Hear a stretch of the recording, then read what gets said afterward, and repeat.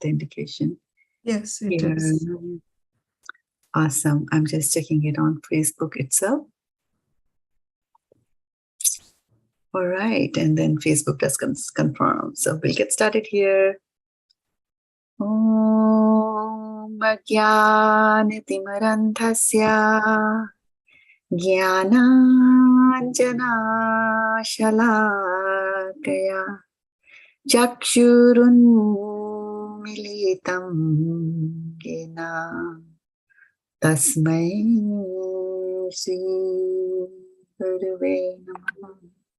Shri Chaitanya Manobhisham Sthapitam Yena Bhutale Swayam Rupa Kadamahyam Kadati Swapadantikam Vandeham Sri Guru Sri Yuta Padkamalam Sri Guru Vaishnavam Sa Shri Rupam Sagrajatam Sahagana Raghunathanvitam Tam Sajivam Sadvaitam Savadhutam Parjana Sahitam Krishna Chaitanya Devam Shri Radha Krishna Padan Sahaganan Lalita Shri Vishakhanvitam Sra He Krishna Karuna Sindhu Dinabandho Jagatpate Gopesha Gopika Kanta Radha Kanta Namastute Tapta Kanchana Gaurangi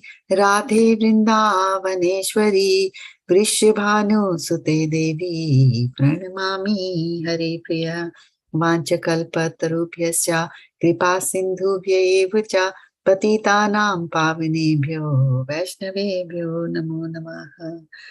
Hare Krishna, Krishna Krishna, Hare Hare, Hare Rama, Rama Rama, Hare Hare. Gaur Premanande, Hare Hare Bo. Hare Krishna, Shraddha Mataji. Hare Krishna, Dandat Pranams. Okay, so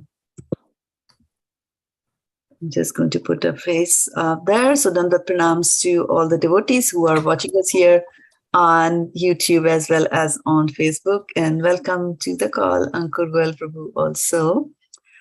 So the question of the day, and I think Sutama Mataji would have gone to the Sadhu Sangha, right? Do you know? No, she didn't go. She didn't go? Okay, so she might come later. Okay, so let's get started then here today. What words are we doing? 5.14. 5.14. 5.14. But Mataji, Mataji beat you by a few seconds. 5.14 it is for 500 points. Okay, so let me bring up 5.14. Start sharing my screen, and if somebody can confirm that they can indeed see my screen, verse 5.14 on it. Yes. Okay, so what was the verse from last week? What was so special about the last week's verse? What was something very, very special? There was nothing special for you to remember and think about the whole last week? No, we talked about the nine gates of the material. 9 gate, yeah, Navadvare Pure Dehi, right? That's what we were talking about, right? Yeah. And so now we're going to continue in that body, talking about the soul captured and encapsulated and enslaved inside that body. So so now Krishna is telling Arjun that na kartṛtvam na karmāṇi lokasya sṛjati prabhuḥ na karma-phala-saṁyogaṁ svabhāvastu pravartate na kartṛtvam na karmāṇi lokasya sṛjati prabhuḥ na karma-phala-saṁyogaṁ svabhāvastu pravartate na kartṛtvam na karmāṇi lokasya sṛjati prabhuḥ na karma-phala-saṁyogaṁ svabhāvastu pravartate. Synonyms. Na means, what does na mean? Never. Never. And then kartṛtvam. Kartṛtvam is proprietorship. Na is nor. So na can also mean never or not. In the context of the word, you will derive the meaning accordingly. And welcome Meera Mataji to the call. Lokasya, of the people. Loka, of the people. Of the people. Where else do you see the word loka used in the context of the people? People from India. Yes, in the politics of the people, by the people, for the people. Yeah, but then where does it use the word loka there? The Lok Sabha. Lok Sabha, correct, for 500 points. Okay. Sṛjati means to create, sṛjan, right? So sṛjamyaham. So sṛjati means to create. And prabhuḥ is the master of the city of the body. Na, nor, karma-phala, results of activities. Saṁyogam is to connect. Yoga, yoga means to connect, right? Saṁyogam. Svabhāvaḥ, the modes of material nature. Tu is but, pravartate is act. So what is proprietorship? Kartṛtvam. Kartṛtvam. Kartṛtvam. Trit. There is a ta and there is a re underneath the ta. For those of you who understand Hindi script, there's a re here. So tri, right? Kartṛtvam, na kartṛtvam. Okay, what is the meaning of pravartate?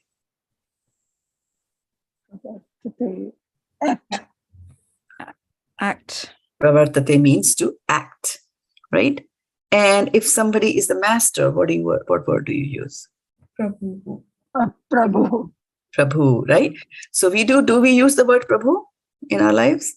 Yes. All the time. Yes. All the time, yeah. Translation by Srila Prabhupada ki jai. The embodied spirit, master of the city of his body. How many gates does that city have? 9. 9. The embodied spirit, master of the city of his body, does not create activities, nor does he induce people to act, nor does he create the fruits of action. All this is enacted by the modes of material nature. Very, very important. Nor does he induce people to act. All this is enacted by the modes of material nature. How many modes are there in the material nature? 3. 3. Okay. Purport by Srila Prabhupada. Srila Prabhupada ki jai.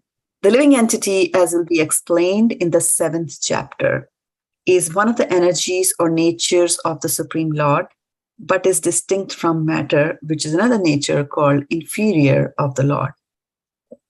And somehow, the superior nature, the living entity, has been in contact with material nature since time immemorial. The temporary body or material dwelling place which he obtains is cause of varieties of activities and their resultant reactions. Living in such a conditional atmosphere, one suffers the results of the activities of the body by identifying himself in ignorance with the body. It is ignorance acquired from time immemorial that is the cause of bodily suffering and distress.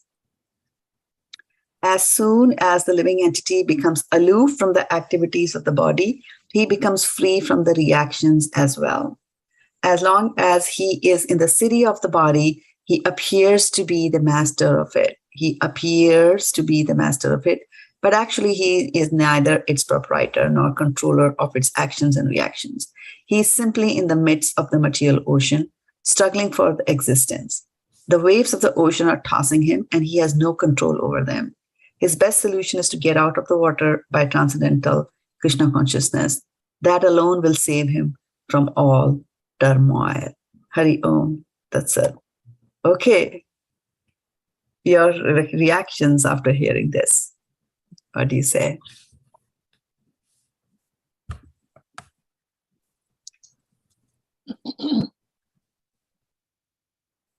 What do you think about the word turmoil that Prabhupada used in the end of the word?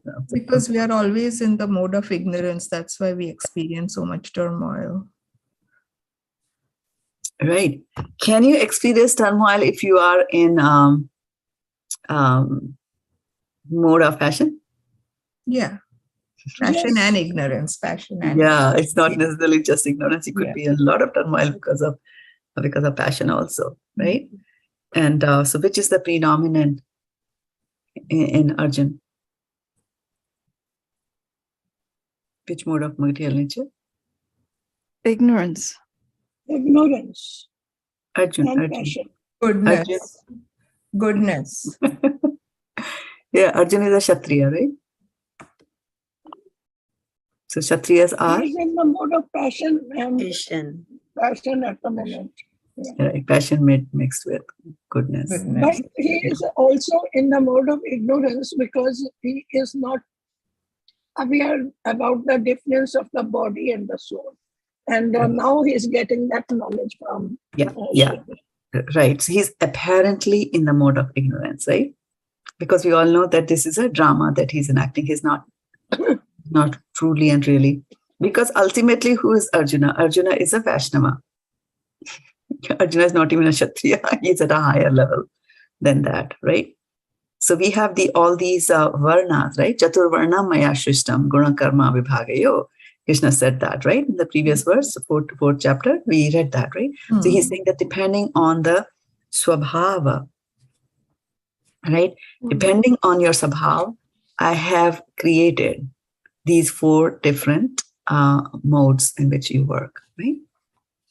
So it's a very interesting thing that a very nice metaphor I think Chaitanya Charan Prabhu draws in this, and he says that svabhāva, right? Svabhāva is like an operating system of a computer. Like, is a Windows operating system? Is it Apple iOS, like that? Just like the operating system, basic thing, how Linux is going to work, how Unix is going to work, how Windows is going to work, how Mac is going to work. There's a certain set ways in which they work, right? But then on top of the operating system, you can do many different things. You can run many different programs, right? So, for example, Arjun, the way he's born and his duties, etc., that are there in his life as we read. And the Mahabharata, Arjun is a Kshatriya, right? He's born to administrate. He's, right? All the 4 brothers are supposed to rule. He's the son of a king, Kshatriya, right? Duryodhan? Kshatriya, right? So both of them are Kshatriya. But, so both of them have mode of passion. Both of them have skills to fight. They're brave. All that things are there in them, right? But Duryodhan ran a different piece of software on the same operating system of Kshatriya, right? So you can, on a Windows machine, you can write software to create beautiful pictures of Krishna, or you can write software to go and create viruses that will destroy other computers, right? Same thing, same operating system you're working on, right? So similarly, here also we see that, there is a svabhāva, right? And you will do according to your svabhāva, but then what you do, there is a little bit of a choice there, right? So then we saw, so let's look a little bit on these varnas. So in which chapter of Bhagavad-gita are these described a little bit more? Chapter 4. And what is this description in chapter 4?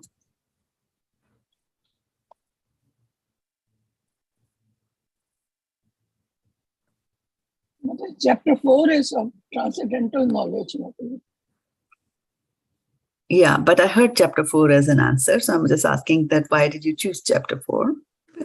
Because in one of the verses, he says that according to the modes of material nature and the work that is associated, then he has created the 4 divisions. He has created the 4 divisions, right? But does he elaborate on chapter 4 on the 4 divisions? He doesn't, right? He does not, right? So where does he elaborate on these 4?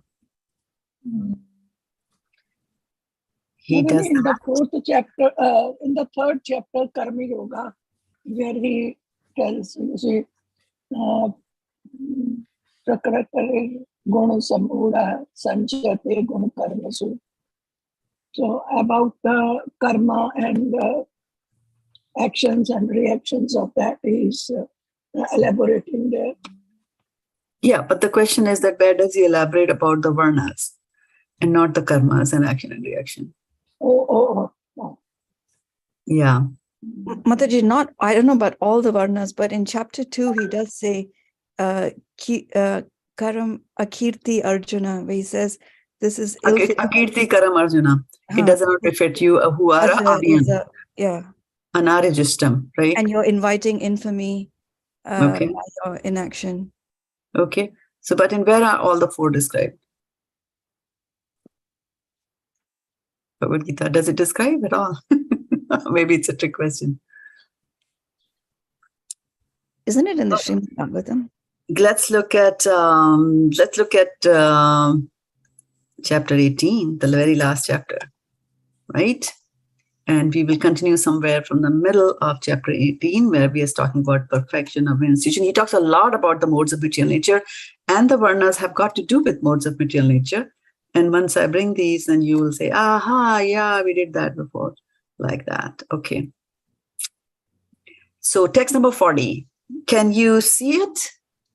Yes. Okay. Yes, so Krishna is telling Arjuna, there is no being existing, either here or among the demigods in the higher planetary system, which is freed from the 3 modes born of material nature. Brahmanas, Kshatriyas, Vaishyas, and Shudras. Here are the 4 varnas for you. Are distinguished by the qualities born of their own natures in accordance with the material modes, O chastiser of the enemy. Peacefulness, self-control, austerity, purity, tolerance, honesty, knowledge, wisdom, and religiousness, these are the natural qualities by which the Brahmanas work. Heroism, power, determination, resourcefulness, courage in battle, generosity, and leadership are the natural qualities of work for the Kshatriyas.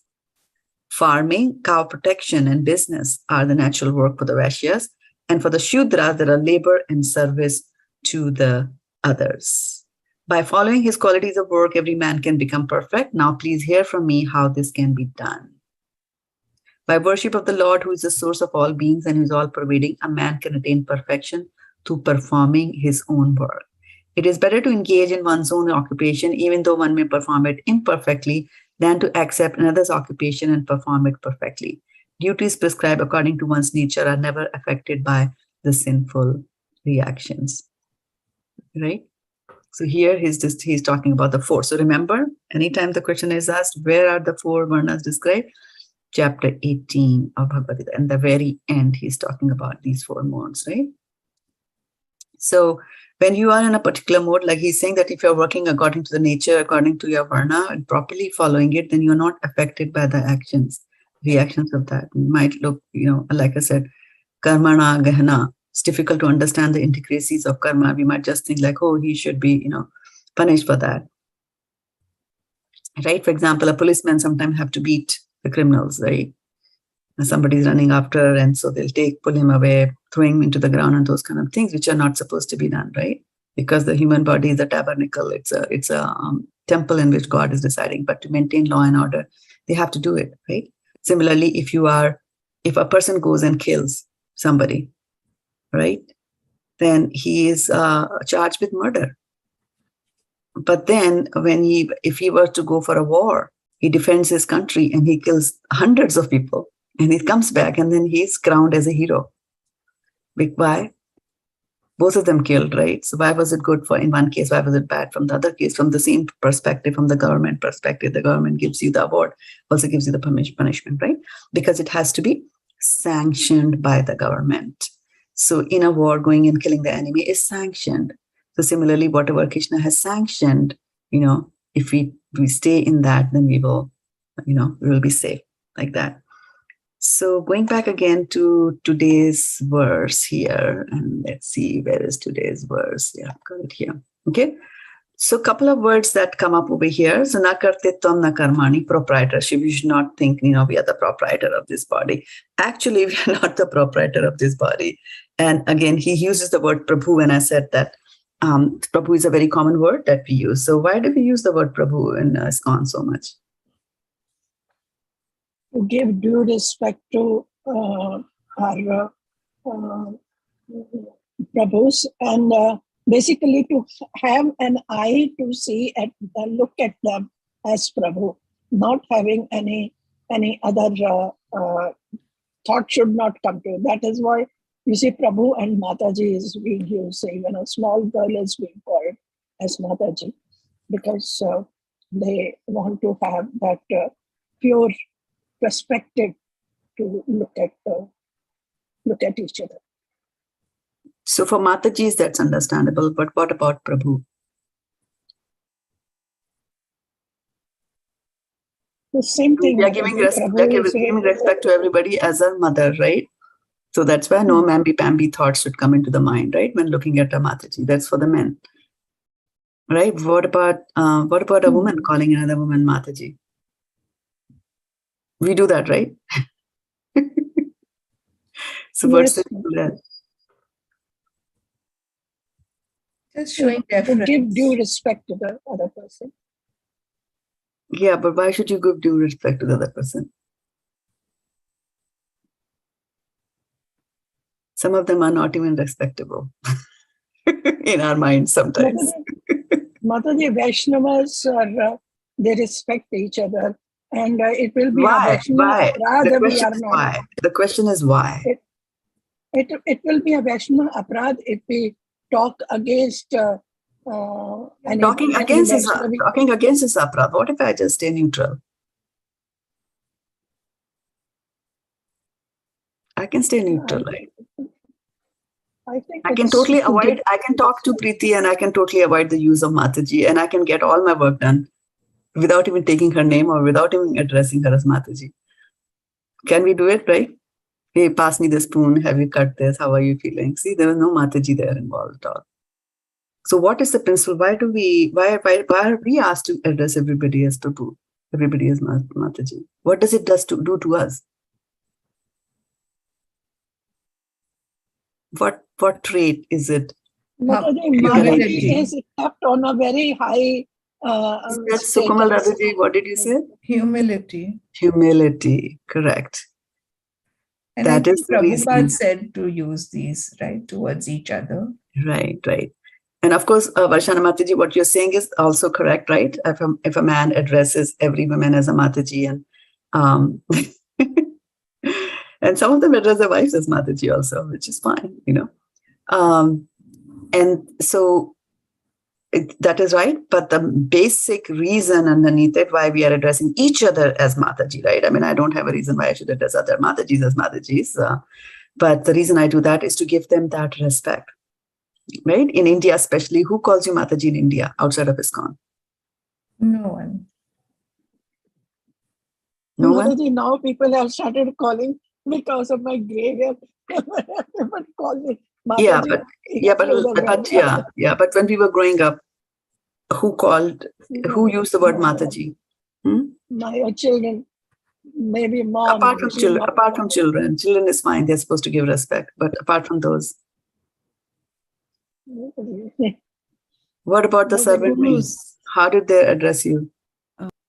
Oh, they never say Mataji. What do they say? They call Auntie Ji.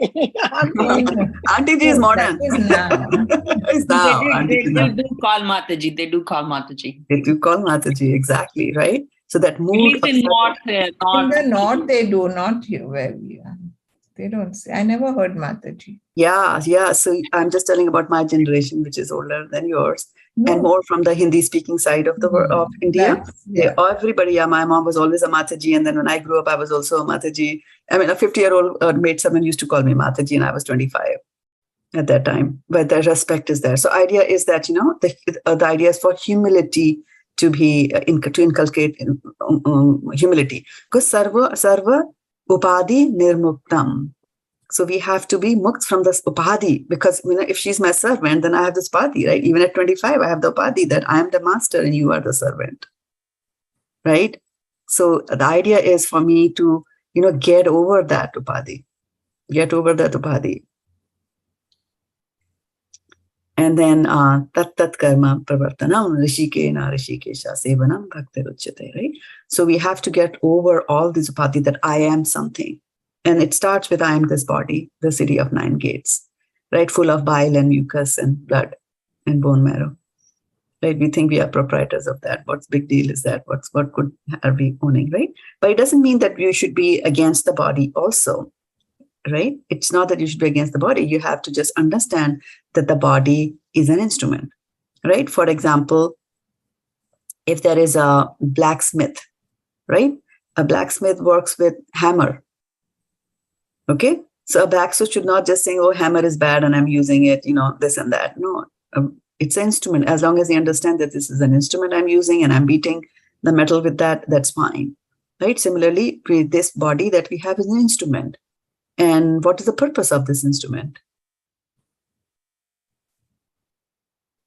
To do devotional service. To do devotional service, correct, for 1,000 points. Yeah, that is the only purpose of this human body, by the way. And we use this human body for so many other purposes, right? So many other purposes. And here, Krishna is telling Arjuna, he's purposely using the word, prabhuḥ, lokasya, sṛjati, prabhuḥ. Prabhuḥ means, that he's the master of the city of his body. He's reminding him that you are the master of this city of the body in some ways, right? And we can become the ultimate master of the city of 9 gates, but it doesn't happen. It doesn't happen to us in the beginning like that, right? And what actually happens in the beginning is written in Chaitanya Charitamrita, actually very nice words. I'm going to bring that up from Madhya Leela, chapter 22 and chapter 22 is very interesting chapter because there Chaitanya Mahaprabhu is giving very nice teachings. And it's one of my favorite verses, and I'm going to bring that up. So here he's talking about Prabhu, and here he's saying that you are the master of the city of 9 gates. Hey, you master the city of 9 gates. Let's see what happens to most of the masters. Kamadinam katina katitha palita durnideshas tesham jata maina karuna natripano pashanti utsrijetan atayadupate sampratam labdha buddhis tvam ayata sharanam abhayam mamne yukshvatmadasye. So what is the lamentation going on here? Oh my Lord, there is no limit to the unwanted orders of lusty desires. Although I have rendered these desires so much service, they have not shown any mercy to me. I have not been ashamed to serve them, nor I have even desired to give them up. Oh my Lord, O head of the Yadu dynasty, recently, however, my intelligence has been awakened, and now I am giving them up.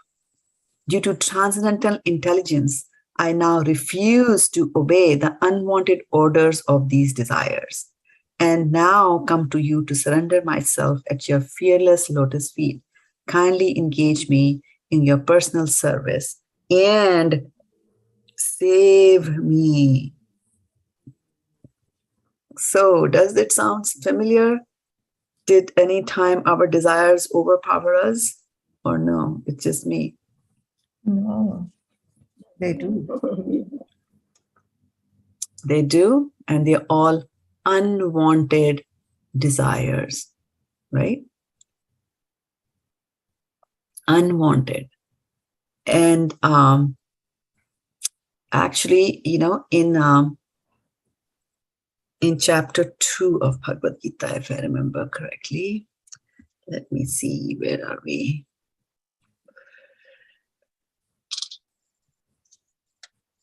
Oh, he talks a very nice way.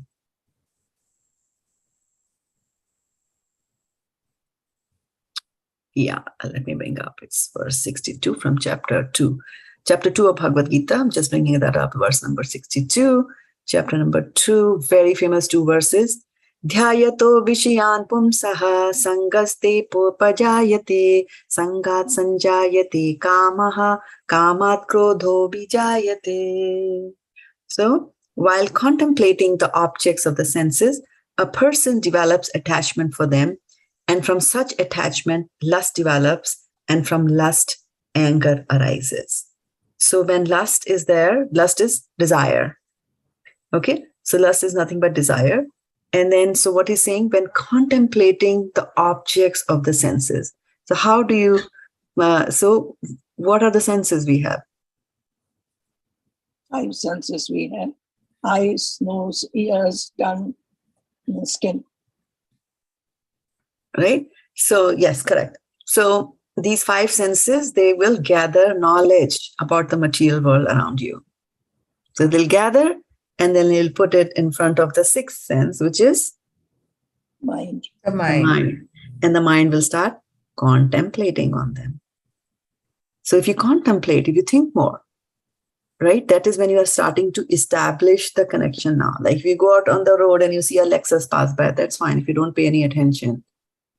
But if you pay attention to the Lexus, then the night when you go to sleep, the Lexus will come back again to you. And you'll think whole night how you can now buy that Lexus, because the attachment has been developed. So that's what he's saying, that by contemplating on the objects of the senses, right? So by contemplating on the objects of the senses, then you develop attachment for them. And now once the attachment develops, then you want to own it. Lust, desire. Okay? So you're desiring Lexus. And so how do I get a Lexus? Well, it costs tens of thousands of dollars. Okay, fine. Let me work hard and let me get bonus. And then I will use and collect the bonus and I'll buy the car. And guess what? That year company does not pay bonus at all. Who do you get angry with? The manager, the boss, the sick economy, the president, this country, that country, the world economy, all that we get angry at. And what was the source? The eyes saw the Lexus. Right. It is a very interesting story. I don't remember it completely, but I'll still try to collect it and tell you. So there was a man who was walking and going from one village to another village. And on the way, he stops and he sees a very beautiful, rich, luscious mango tree.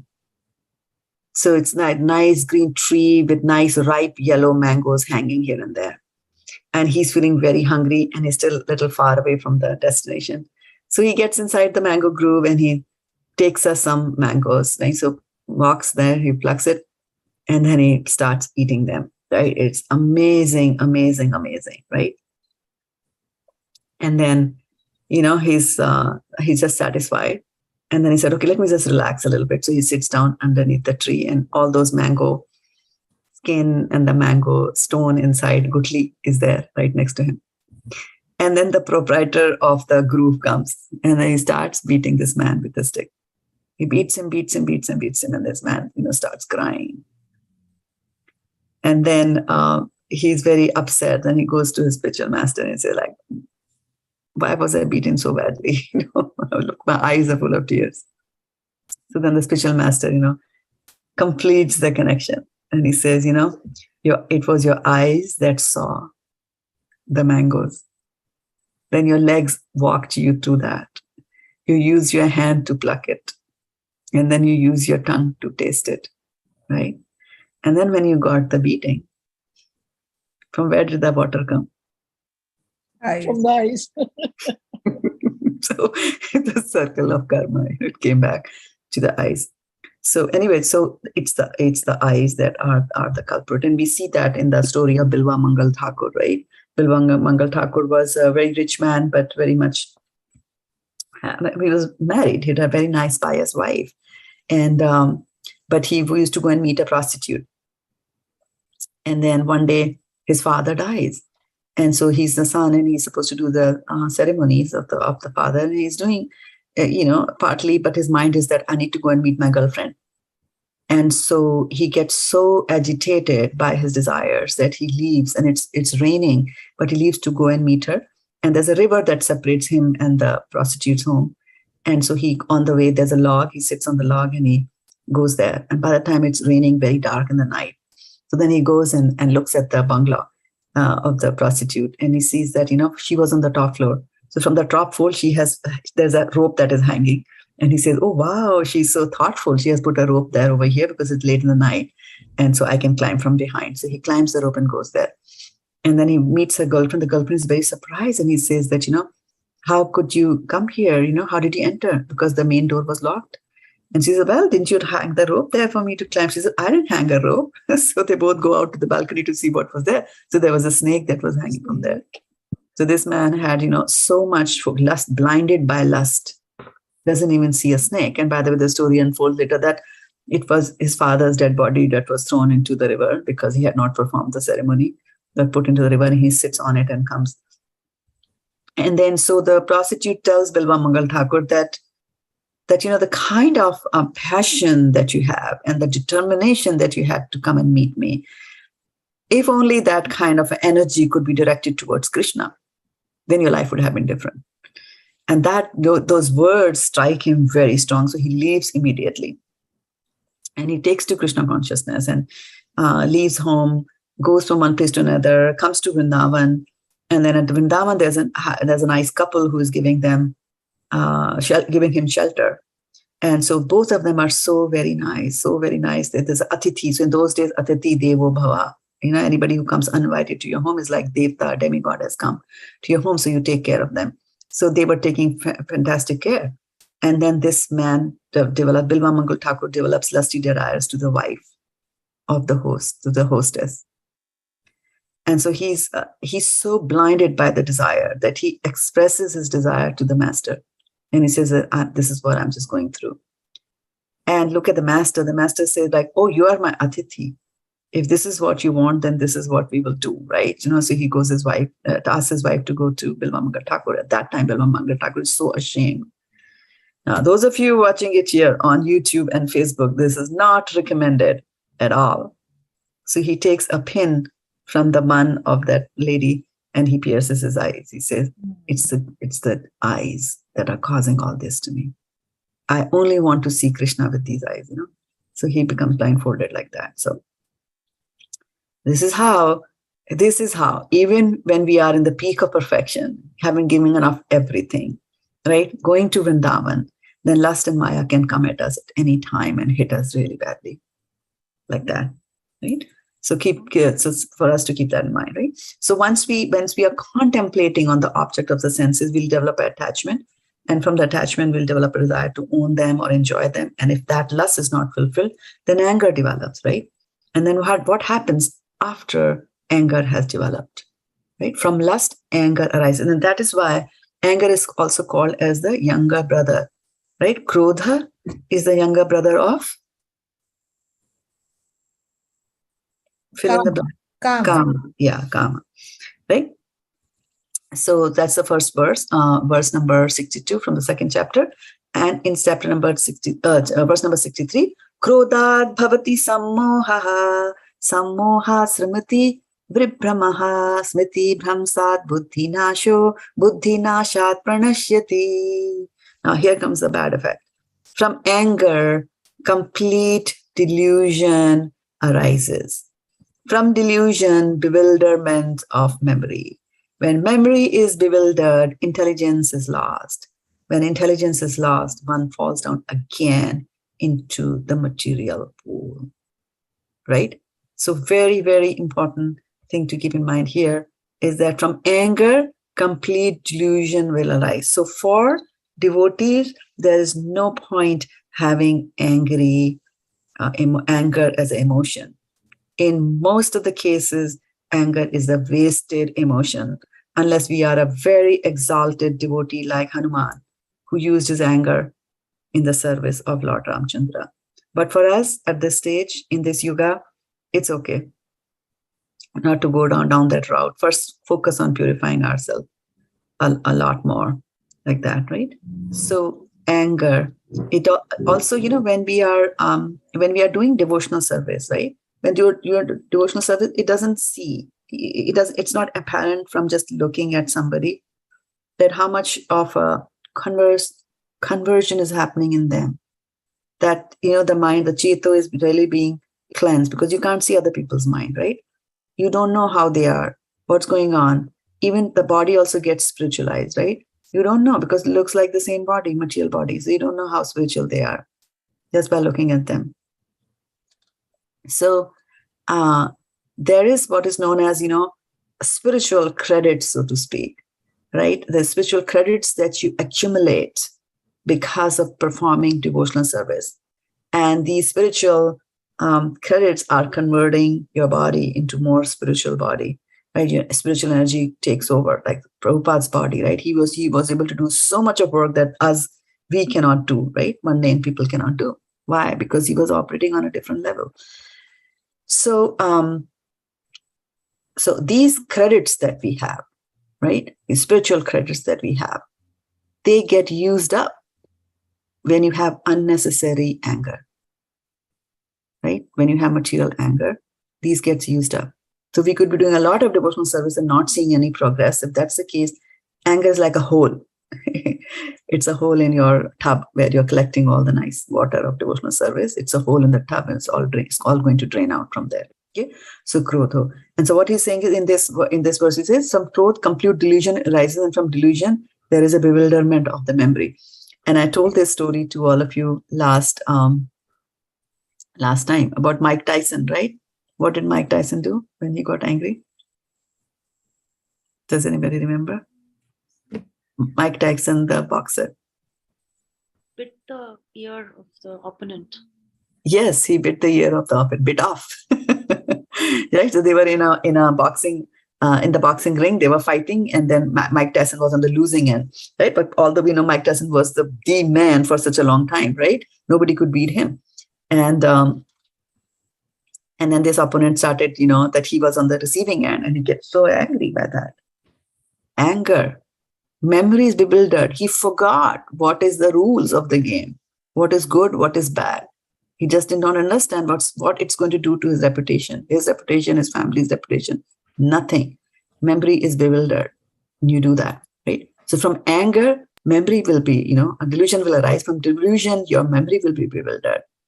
Now, when your memory is bewildered, the intelligence is also gone.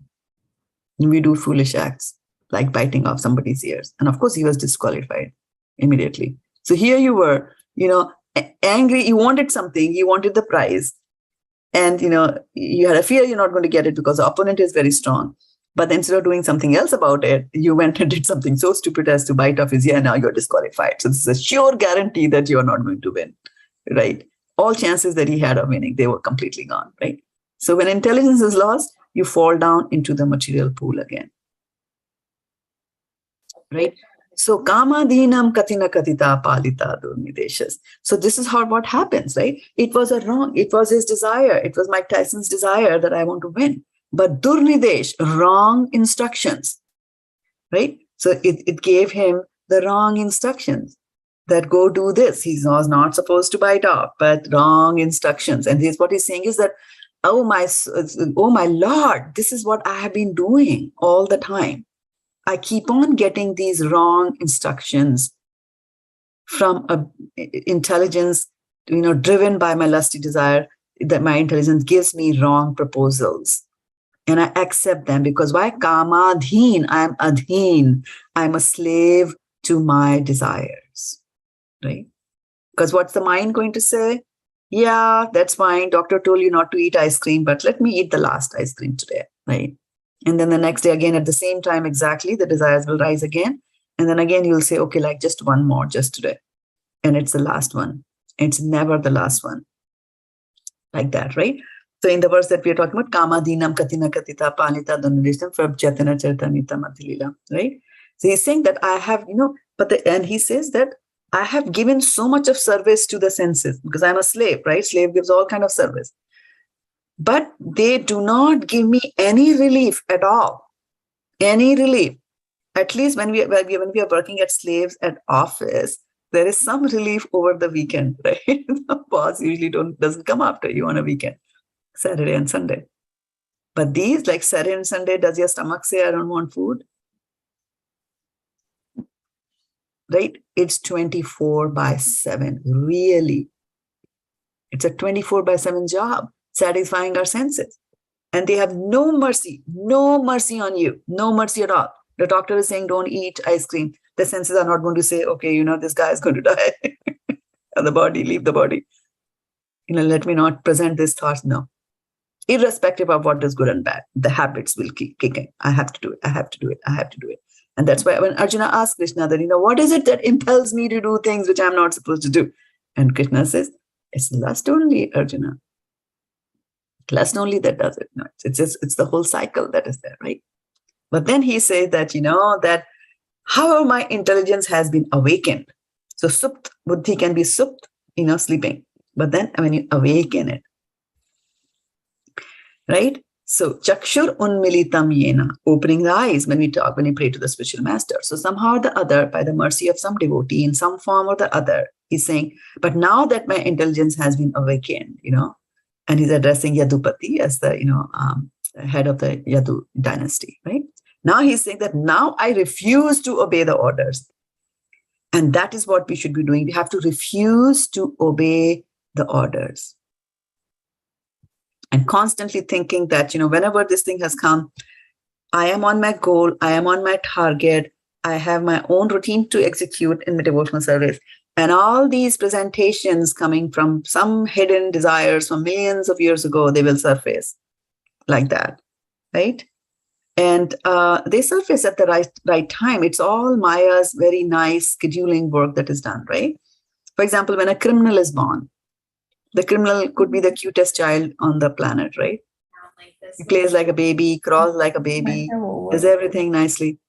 But when he grows up at the right time, the criminal streak, the desire to kill, come out, right? So similarly, these things also come to us while we are doing our devotional service. But then if you are awakened to Krishna consciousness, then he's saying that I am surrendering unto your lotus feet. Surrendering unto your lotus feet. And once you surrender unto lotus feet, that is where surrender is amazing. Surrender to Krishna. And if it is sweet surrender, it's amazing surrender like that, right? So when you surrender to Krishna, a lot of good things happen. Kechit kevalya bhaktya. And this is from Srimad Bhagavatam, where the pastime of Ajamila is happening, right? Ajamila is happening where he was a very sinful man and he was a good man, Brahmana, for many lives. And then in this life that we talk about, he fell victim to a prostitute, starting engaging in abominable activities. But he did one good thing. He had 10 sons by that prostitute. And then he named the last one Narayan, whom he had the last son when he was 80 years old. Like that. So you can imagine how far and how long lusty desires can follow you. So 80-year-old man having a child. And then he named him Narayan because of his previous things, right? So when he's about to die, or when he's dying, of course, the Yamdutas come to pick him. And the Yamdutas come and he's scared. So he sees those horrible looking people and they're about to pull him out of the body. And then he calls out to his younger son, Narayan, Narayan. And then as soon as, this is time of his death, right? Yam yam yapi smaran bhavam tajyate ante kaleram tam tam evati konteya sada tad bhav bhavita. So he says, Narayan, Narayan, and lo and behold, the Vishnu Dutas come. And now they are saying like, hey, wait, you cannot take him away. And then the Yamdutas are like, why we cannot take them away? And there's this nice dialogue that happens between the two of them. And the Yamdutas are completely prevented by the Vishnu Dutas. They are overpowered. They cannot do anything, so they go back and then they talk to Vishnu. They go back and talk to Yamraj, and then Yamraj gives them some more instructions on how, because they were just thinking that, Vedo paranahito dharmo, hi adharmas api viparyayo, Vedo narayana sakshat. Swayambhur iti shushrama. So they are thinking that whatever is written in the Vedas, I have heard that Vedas are Narayana Sakshat, and they are born. They are self-born. They are representation of Narayan. And whatever one does according to the Vedas is dharma, and whatever he does not according to the Vedas is adharma, right? But then there is something on top of that. There is good, and then there is a better, and then there's great. So they explain, the Vishnu Dutas explain to him and say, they tell him, Kechit kevalya bhaktya vasudeva parayanaha agham dhunvanti kartsena niharam eva bhaskaraha. So what that means is that Kechit kevalya bhaktya vasudeva parayana. So the one who surrenders unto Vasudeva, the one who surrenders into Krishna, right? Agham dhunvanti. Agham means pap, right? Krishna addresses Arjuna many times as Anagha. Anagha means, oh, sinless one, right? Okay, you are sinless. I'm going to tell you this confidential knowledge and that, like that. He says that. Anagha. So Agham means, Agha means pap. So Agham dhunvanti. So he says all these sinful reactions are dhunvanti, they're destroyed or cleansed, right? Agham dhunvanti karsyena neharam eva bhaskara. So it says that just as nihar, nihar means fog, right? And bhaskar means sun. So there's a lot of fog around you. You can't see anything. You look outside, it's fog and fog and fog. I remember when I used to drive in Delhi, my visibility used to be 3 feet. I mean, and I would be driving at like 1 kilometer an hour or something like that to go to office because there is nihar all the way. And so just when you think you have to be at office at 9 o'clock, so you would start at 8 from your home, start driving, and you'll think like, oh, I'm going to reach, at this rate, I'm going to be in office by 12 noon because of the nihar or the fog, which is all around you. And then suddenly what happens? The sun comes and the fog is completely cleared, completely gone. There's not a trace of fog, right? It's gone, it's gone, it's gone. So this is how devotional service also acts upon us. And that is why in this verse, they're talking about the importance of, doing the devotional service like that, right? And so he also addressing him as Prabhu, right? The city of the 9 gates. But just now we said, Kamadhinam katina katitam. So are we really the Prabhu of the city of 9 gates, or are we a slave? Right? Mm-hmm. We are the slave, like on the face most of the time we are slaves because we are identifying with this body and we're thinking this means, and we are thinking mameti, me, mine, and our extensions, of me, like my football team, my cricket team should win. Like, oh, none of the 11 dudes on the cricket team know you. They won't even recognize you on the road. And you're dying for them. Mine.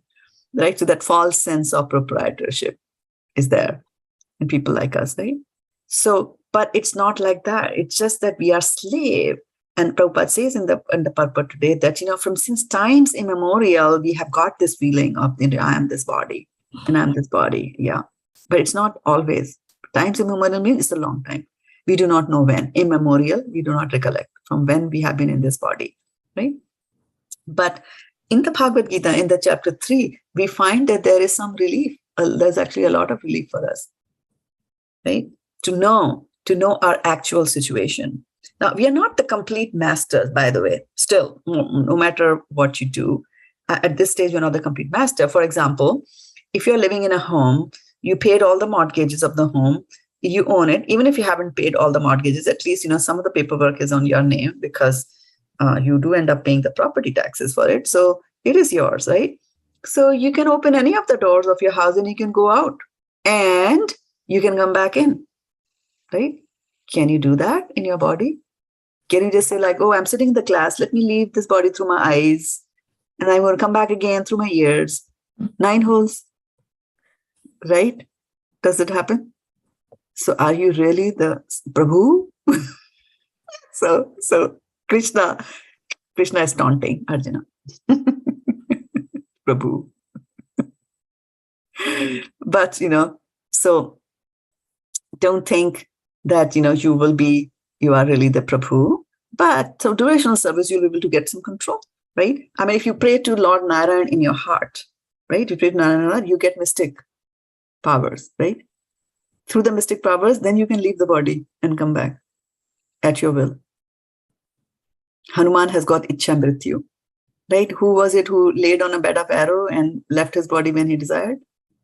Bhishma Pitama, right? So there are people who are Prabhus of their body, but for us, we are not.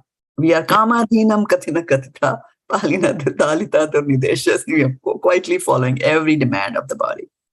Go ahead, Vaishnava. Is that a hand you're raising? Yes, Madhuri. Dhritarashtra also, when he died, with his yoga, and he created and he died his own death, means the way he wanted. And then his wife also entered the fire and both of them died together. So that was also Ichha. Yes, that was Ichha. But then the Dhritarashtra who left the body at that time, way after Mahabharata, was a Dhritarashtra that was purified by the chastisement, so to speak, of who purified him? Vidura, right? Vidura, his brother, came and said, "What are you doing in the home of your enemy? You are continuing to live. All your sons are dead. You lost the war. You should have just rotten to death also at that time, right? But you chose the opulence of the palace. You wanted to enjoy palace life. So then you changed and then started living with the Pandavas, the same people whom you wanted to die, the same people against whom your son used to scheme and come up with schemes to kill them. The Laksha Graha, throwing Bhima into the river, all those things your son was doing, and he never said anything about any of those. And now you're living with them. Why? Because you want to enjoy. Right? So he said you're living like a dog, actually. He used the word dog. So then Dhritarashtra leaves and then goes there. And then Gandhari also follows like that. So, so we are not the masters of our body, but however, there's something to note that what are my strengths? What are the strengths that the soul has? The soul who is encaged in the body, what are the strengths of a soul? Okay, so this will come from the 3rd chapter. We did that in the 3rd chapter, so this is more of a recollection for all of us. Indriyani paranyahur indribhya param manaha manastastu para buddhe yo buddhe paratastu saha. The working senses are superior to dull matter. Mind is higher than the senses. Intelligence is still higher than the mind. And he, the soul, is even higher than the intelligence. So you see, dull matter cannot do anything of its own, cannot, even feel. Like, for example, I have a red mouse and I have a black mouse here, right? So these two mice are here. This one doesn't know that there's a black mice here. The black one doesn't know there's a red mice next to it. They have no idea of their surroundings. Dull matter, right? But that this is red and this is black is being deciphered by the senses, the eyes. So senses are higher than the dull matter. Okay? So then what are the eyes doing? The eyes are just, saying this is red, this is black, this is the size. It has a button here. This one also has a button over here. That's all the mind, the senses are collecting the information. Maybe something about the size, maybe guessing what the material it is, maybe plastic. This could also be metallic, whoever, like that, right? And that presents it to the mind. And the mind will start thinking a lot more things about this, right? The mind will start saying, okay, the mice, the black one, I don't like black. I like red, or I like black. Krishna is black. You can think so many things just by looking. So the data that is presented to the by the indriyas, the mind can generate any type of thoughts. He could also say, oh, look at that. Look at that guy sitting in my office. I hate him. Let me throw the mouse at him and break his head. See, the same information was presented to the mind, and the mind can do anything with the mouse, right? Or you look at the mouse and you say, oh yeah, Ganeshji, it's called mouse. So mouse, Chuha, Ganeshji, his Vahan is Chuha. Oh yeah, Ganesh is the one who documented, was the scribe for Mahabharata, which was spoken by Vyasdeva. Yeah, Vyasdeva later on also wrote the Srimad Bhagavatam. Yeah, after writing Mahabharata, he was not too happy, so he wrote the Bhagavatam. So his spiritual master, did that. And my spiritual master asked me to do this and I haven't done it yet. So let me go and do that. I haven't completed my sadhana card, let me fill it. I haven't chanted my 16 rounds, let me do it. So the same information is presented, but depending on the consciousness of your mind.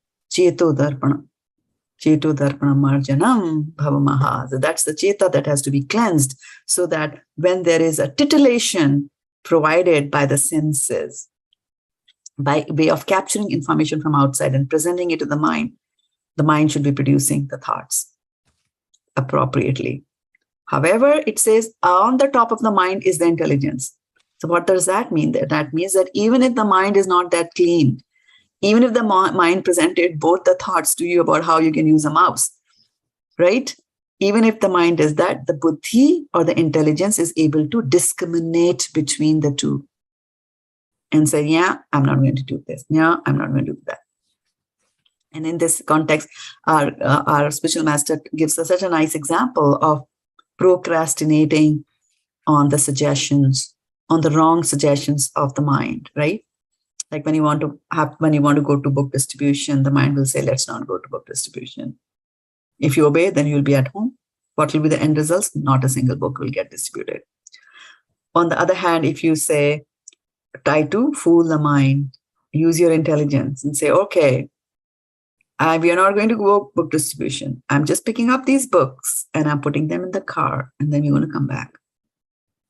So then you go there and the mind will be quiet. As soon as you put the books there, the mind will again say, okay, now let's come back home. It's like, no.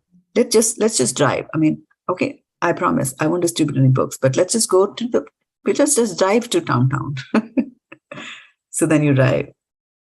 And then you set up the books and the mind will be like, what? Why are you setting up the books? We're not supposed to set up the books. You're like, I'm just setting up the books, but I promise I will not speak anything on my part. I will not try to distribute this book. And guess what? The books are there. People will come to you. And they start asking a question and then you answer. And before that, mind has gone somewhere else. You are into book distribution for 2 hours. You are standing there and distributing books. So we have to use our intelligence to beat the mind. And who can do that? On the top is the soul. So that's the hierarchy that we have. Right? So as long as I remember that I have this hierarchy, I am really on the top. I'm really the prabhuḥ of this body. But because I am kamadhinam kathina kathita palita dunidesha, that I am just listening to all these because of my own lusty desires. And how will our lusty desires be satisfied? Right? I have a lusty desire to eat mangoes. Yeah, lust means in kama, in Sanskrit means any desire is lust. So I have this desire, lust. Right? And what's the difference between lust and love? Right? So when you do something to satisfy your own senses, that is lust. When you do something to satisfy Krishna's senses, then that is love. Right? Krishnendriya Priti. So when you're doing things for Krishnendriya Priti, and that is what devotional service does for you. So in devotional service, you will be doing things for Krishna, and that is the surrender. So when you're doing things for Krishna, just as the soldier who does things for his country, he goes and kills things for his country, then he's not punished. Similarly, when you're doing things for Krishna, you will not get the karmic reactions for that, right? And that's what this whole chapter is about, right? Karma. Like that. So we'll stop here, take a pause and take reflections or questions, clarifications, ideas, suggestions, anything is welcome. Anything that stuck your mind that you're carrying away from today's, other than my 2 mouse, the red and the black.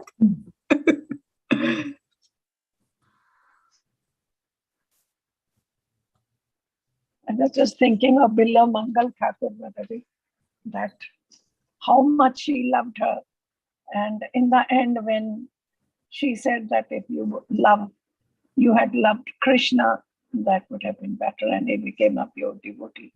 So it's so important to have a good association, good friends also sometimes. And Tulsi Das also was, his wife also told him, Dhik dhik aise prem ko kaha kahun main naat. Yeah. He said dhik dhik aise prem ko, like thu, I spit on such love. He also had gone to meet her when she had gone to her parents' house, right? And in those days, you didn't go to your wife's parents' house like a jamai damad for very long, but he could not bear the separation, so he went. Laaj na aaye tujhko, bhagya aaye ro saath. Dhik dhik aise prem ko kaha kahun main naat. Like, did you not feel ashamed that you came to meet me over here?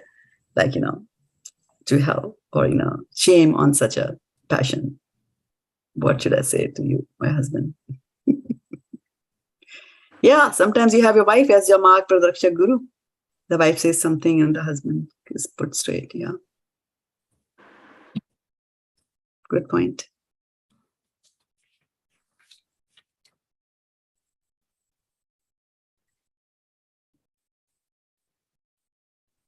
Very difficult, Mataji, this hierarchy. And hierarchy is difficult. And why is that difficult? Very difficult to control the mind, and then you see, have that kind of intelligence to take over the mind, and then the mind controls the senses, and then how everything will be okay. So it's so important. And for that, I feel association and the reading of the Shastras, understanding them and applying them in the life is very important.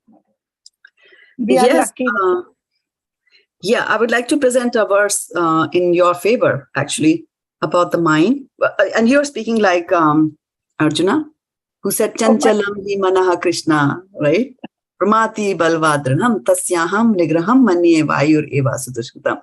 So he says, this chanchal, it's here, there. How do I capture it? Trying to capture it is as difficult as trying to capture the wind, right? You can capture water, you can build dams, right?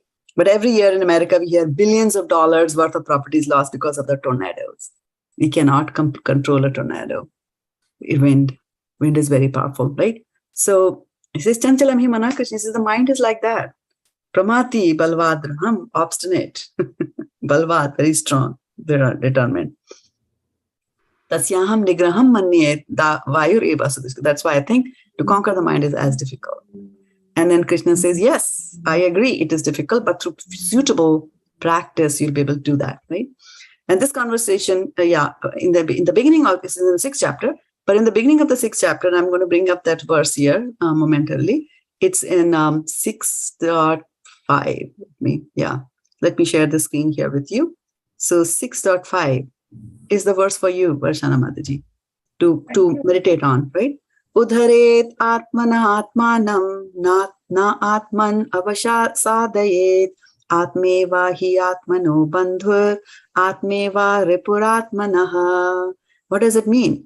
One must deliver himself with the help of his mind. Right now we are complaining that mind is chanchalam hi mana Krishna. But Krishna is saying we must deliver ourselves with the help of my mind and do not degrade, because we can also degrade ourselves like Tulsidas and Bilwa Mangal Thakur, they degraded themselves, right? Like that.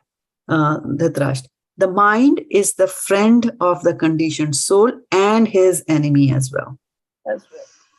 So how will you make that? How will you make your mind as your friend? Through devotional service. Dhautatma Purusha Krishna Padamulam Namunchati.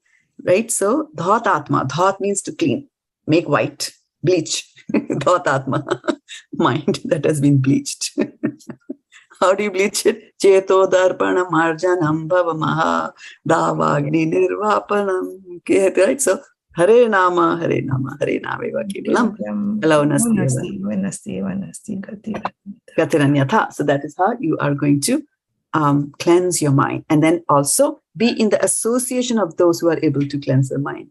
You will do that. So yes, mind is bad, but in the end, the same mind itself comes in and becomes your friend. Isn't your mind your friend when the mind tells you, let's make this nice thing for Krishna. How can I make my altar more beautiful? Let me go to this class, right? The mind allowed you to come to this class. So he's your friend also. But we just have to increase that part. Yes. Anything else? Thank you so much. Wonderful class, Mataji, as always. All righty. Is this Krishna? Krishna speaks. The words, sometimes I don't even remember what I taught in what class because I'm not speaking. It's Krishna speaks. I'm just Srila Prabhupada also said, when somebody asked him, why do you read? You have written the books. He said, I don't know. I have not written. Yeah, these kind of things happen on a different plane. Yeah.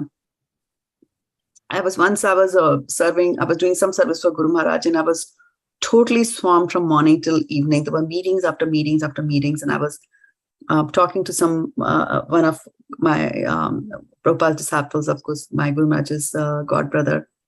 And I was telling him that I have a class. Those were the days when I used to have the class at 3:30 in the afternoon. Do you remember Vaishnav Mataji?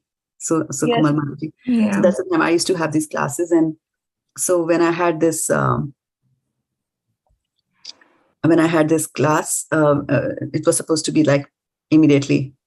And I was wrapping up this, and I told him that, I haven't had time to prepare at all for this class. So he said about his experience also, because he does even a lot more seva than I do. He said that, when you are all swamped, why do you think you have to prepare the class? You don't give the class. Krishna gives the class.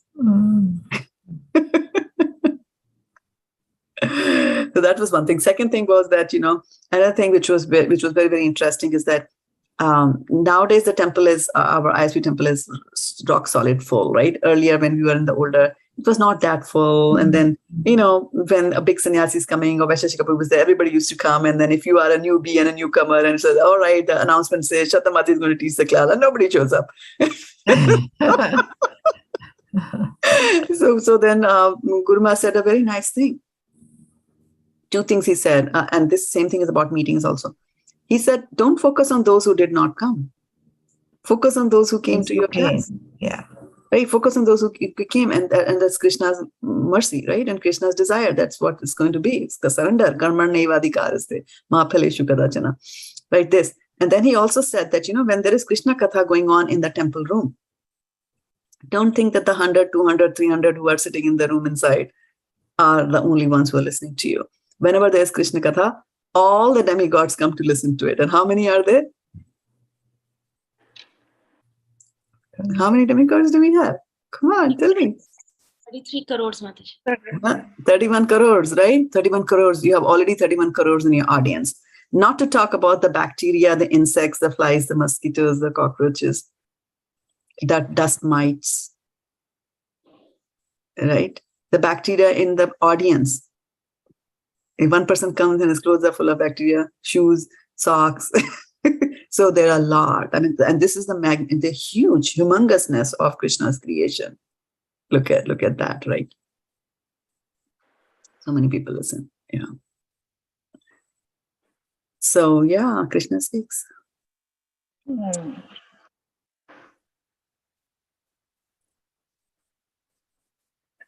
Okay, so should we call it a day here then? No more reflections. Happy long weekend for those of you who are in USA. Extra time that you have, try to engage that in extra devotional service. That is going to help you. Cheto Darpana Marjanam. That's going to help your mind become your friend. From Ripu, which means enemy, it's going to become Bandhu, who's your friend. Like that. Okay? Wishing you the same, Shraddha Mataji. Thank you so much. Patitanam pavnebhyo Vaishnavebhyo namo namaha. Hari Bol. Thank you for joining the class. Those of you who are here, as well as watching us on Facebook and also on YouTube. Okay, take care. Dhanvats. Hare Krishna.